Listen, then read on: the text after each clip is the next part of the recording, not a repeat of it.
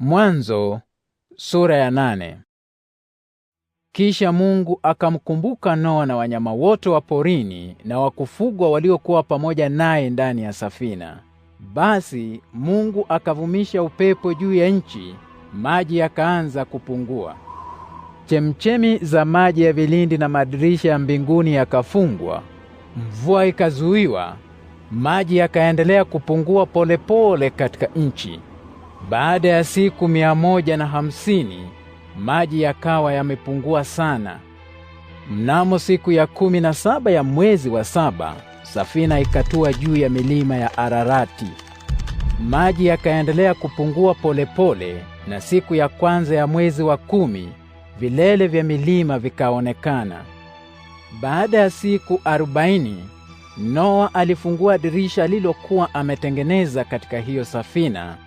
Akamtoa kunguru nje, naye hakurudi bali aliruka huko na huko mpaka maji yalipokauka nchini. Kisha Noa akamtoa njiwa apate kuona kama maji yalikuwa yamepungua juu ya nchi. Lakini kwa vile maji yalikuwa bado yameifunika nchi yote, huyo njiwa hakupata mahali pa kutua, akamrudia Noa katika safina. Noa akanyosha mkono, akamtua na kumrudisha ndani ya safina. Noa akangoja siku nyingine 7, kisha akamtoa tena huyo njiwa. Njiwa huyo akamrudia Noa saa za jioni akiwa na tawi bichi la mzeituni mdomoni mwake. Kwa hiyo Noa akajua kwamba maji yalikuwa yamepungua katika nchi. Kisha akangoja siku nyingine 7, akamtoa tena yule njiwa. Safari hii njiwa hakurudi kabisa. Noa alipokuwa na umri wa miaka 601, siku ya kwanza ya mwezi wa kwanza, maji yalikuwa yamekauka katika nchi. Noa akafunua kifuniko cha safina, na alipotazama akaona kwamba nchi ilikuwa imekauka. Siku ya 27 ya mwezi wa pili, nchi ilikuwa imekauka kabisa.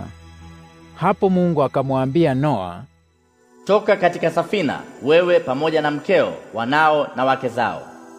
Toa pia viumbe wote hai wa kila aina waliokuwa pamoja nawe, ndege na wanyama na kila kiumbe kitambaacho, wapate kuzaa kwa wingi duniani, waongezeke na kuenea kila mahali duniani." Basi Noa akatoka katika safina pamoja na wanawe na mkewe pamoja na wake za wanawe. Wakatoka kufuatana na jamii zao, wanyama wote wa porini, viumbe wote watambao, ndege wote na wanyama wote hai duniani. Noa akamjengea Mwenyezi Mungu madhabahu, akatua mmoja katika kila aina ya wanyama waliosafi na ndege waliosafi, akamtolea Mungu sadaka za kuteketezwa. Harufu nzuri ya tambiko hiyo ikampendeza Mwenyezi Mungu, naye akasema moyoni mwake, "Kamwe sitailaani tena nchi kwa sababu ya binadamu. Najua kwamba mawazo yake ni maovu tangu utoto wake, wala sitaangamiza tena viumbe wote kama nilivyofanya.